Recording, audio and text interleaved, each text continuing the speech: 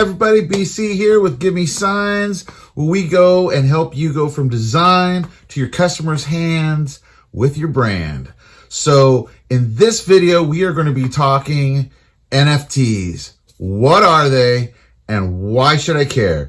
Okay, so maybe you've seen the news lately. There's been a lot of talk about this thing called NFTs. It's a type of cryptocurrency where you're turning digital art, and actually art or an idea or music or film or a GIF, whatever you call it, into something that is actually mintable and then sellable and tradable. And it's using the blockchain. If you don't know anything about cryptocurrency, there's plenty of videos out there. I'll try to link some down below where you can kind of get a general idea of what cryptocurrency is. It's Bitcoin, basically. If you know what Bitcoin is, that's cryptocurrency. But there's hundreds of different coins that are available. And over the last couple of years, a thing called NFTs has created an uproar in the art community. So what is it? Well, NFT stands for non-fungible token. And what that means is that the non-fungible part means that it's not easy replicated. In other words, like a one-off, like there's only one drawing. There's only one Mona Lisa, let's say, right? And that Mona Lisa sits in a gallery, the Louvre in Paris, and it sits there. And there's only one Mona Lisa. But at the same time, there's thousands and thousands of copies of the Mona Lisa on postcards, magazines. People might just print it out on their computer from a JPEG they get on the internet. So what gives value to that original piece is that we know that that was authenticated, and we know that the original Leonardo da Vinci had created that Mona Lisa that sits in the Louvre in Paris, and that's what gives it its priceless value, right?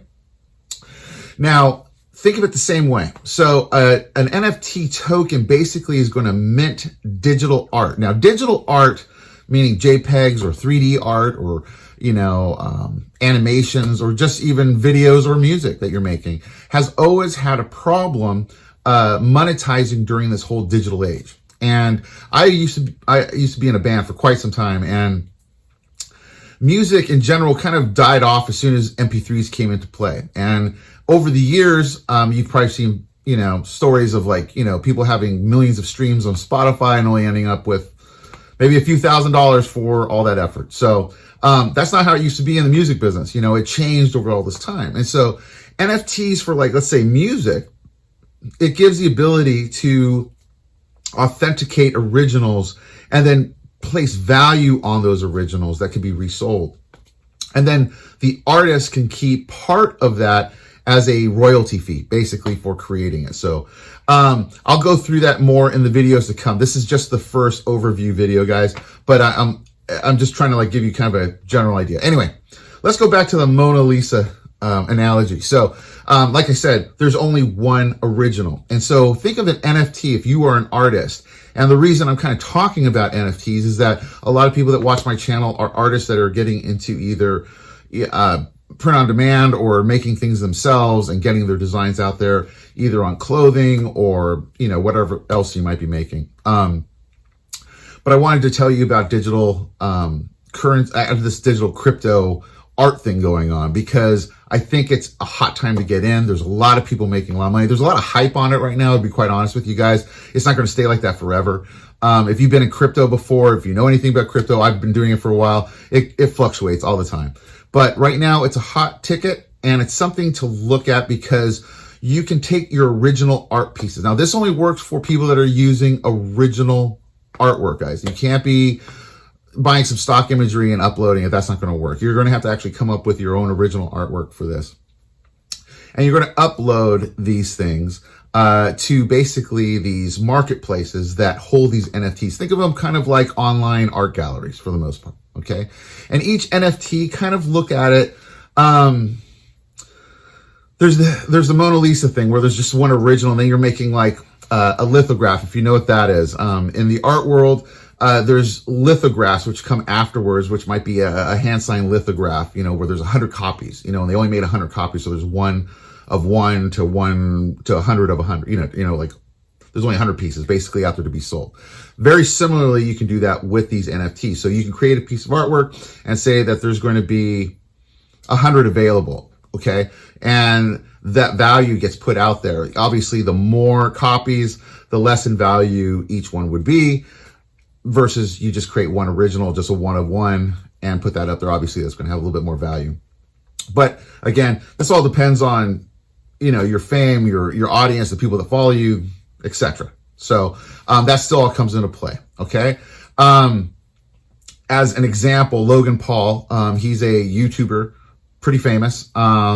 He just did an NFT, and he made, I think he sold 300 of them or something like that, or 3,000. I can't remember the number, but anyway, he sold enough of these things. He made $5 million, guys. $5 million off a little thing that looks like a little trading card, like a little anime trading card. You got me, but traders look at it. The reason they're getting into it is because it's something they can buy and immediately start to trade, kind of like trading cards. So think of trading cards and the fine art world smashing together in cryptocurrency. That's kind of what NFTs are to me, For musicians, for any musicians that might be watching this, it's a great way for you now to release your stuff. The Kings of Leon just released their latest album as an NFT. So for $50, you get a digital minted NFT, and you get a vinyl copy. Now, those can now be resold. You own that. So you can resell that. Like it's a collector's item, basically, like you're collecting comic books or collecting stamps or anything else. So, it creates a marketplace. In the long run, I could see this actually becoming the new way art galleries would be running. Basically, I could see a gallery go from maybe a bricks and mortar place to a virtual marketplace that would be selling NFTs, basically. So that's where I see this kind of going in the future. That might be years off from now, guys. I mean, it's not going to happen overnight. I mean, just right now, it's starting to get a lot of attention just because a lot of people are making a lot of money doing these trades. There's a thing called cyberpunks. If you're looking into this, go check out cyberpunks, check out, Bitcoin Origins. These are, NFTs that are making quite an impact, where they're kind of like trading cards. There's like a whole bunch of different ones. People are collecting them. They range, some of them are going for $200,000. It's crazy to me, like it's crazy. Someone's buying a GIF or a little tiny JPEG that's $200,000. That's insane. So, but it's happening. I'm not saying that that's going to happen for everyone, guys, because it's not, 99% of these will probably fail or not be worth that much. But if you do have an art collection or you do have an idea, it's a way to get your art out there. It's also a way to even gift things. You might want to gift some people some NFTs. So anyway, we're going to be talking about that in this series a little bit because there's not that much information out there.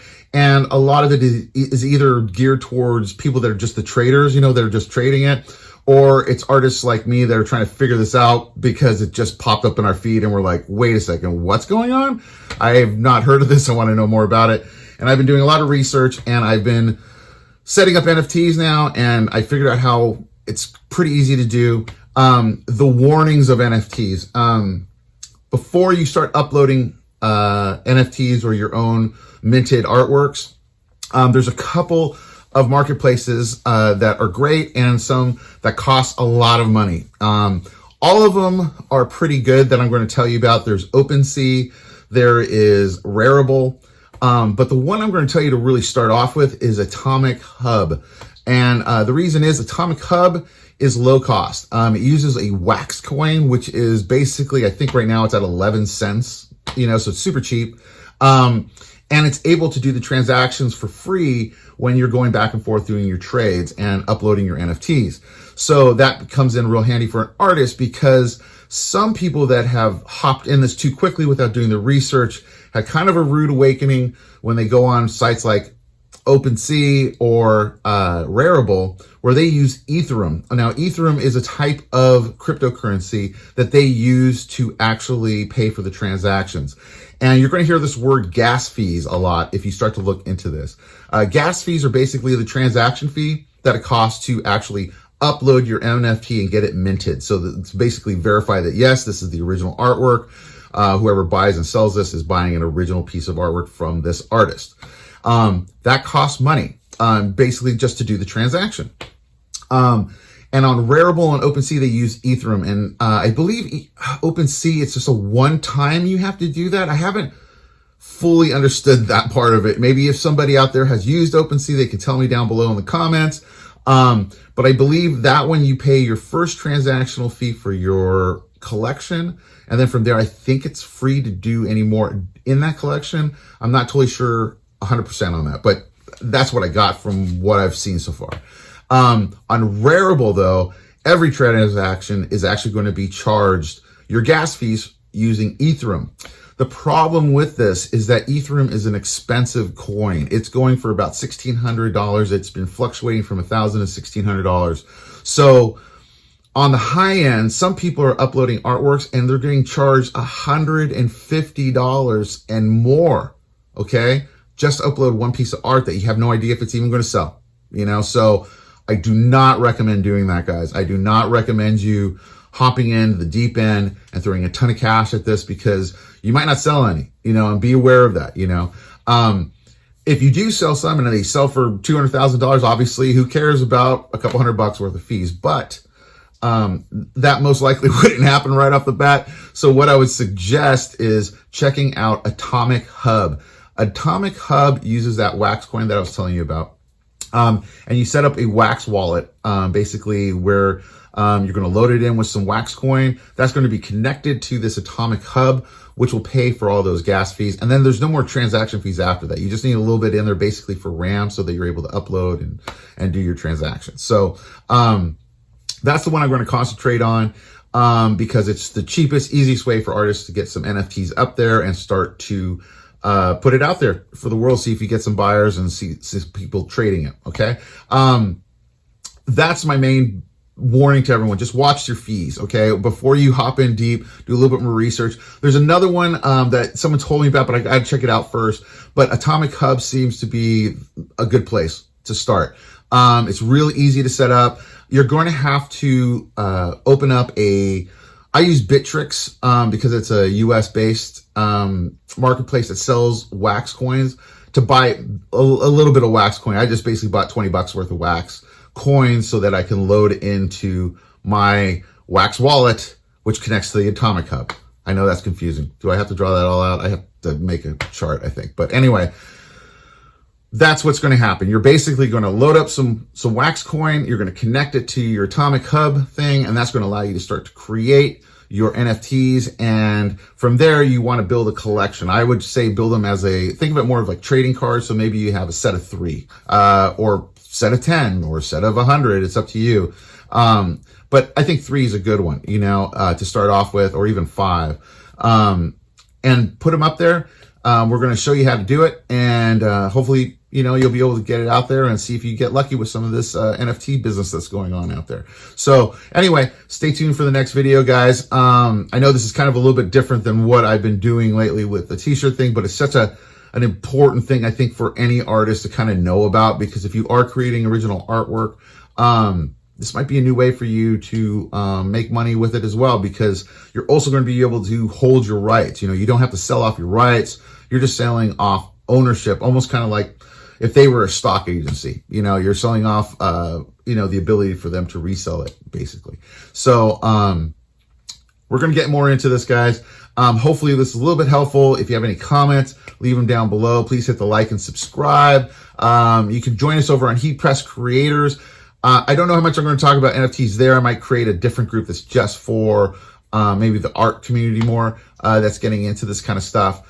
But head on over there anyway. It's good to know that stuff that we're doing over there, because we're teaching you how to basically take your art, put it onto things, you know, put it onto garments, mugs, sublimation, just turning your artwork into something that's actually sellable. Okay, guys? So anyway, thanks a lot for tuning in. I will catch you in the next video where we're going to talk about how to set up your very first NFT. We're going to be basically showing you how to get onto Bittrex, buy some Wax coin, transfer it over to your Wax.io wallet, and then connect that to your Atomic Hub account so that you can upload some NFTs and then share that link and see if you can get some people on board to purchase your art. All right. So hopefully This is a little bit more informative. I'll try to get more informative as the videos get to you. Look for another one in the next couple days, guys. Thanks a lot for listening, and I'll talk to you soon.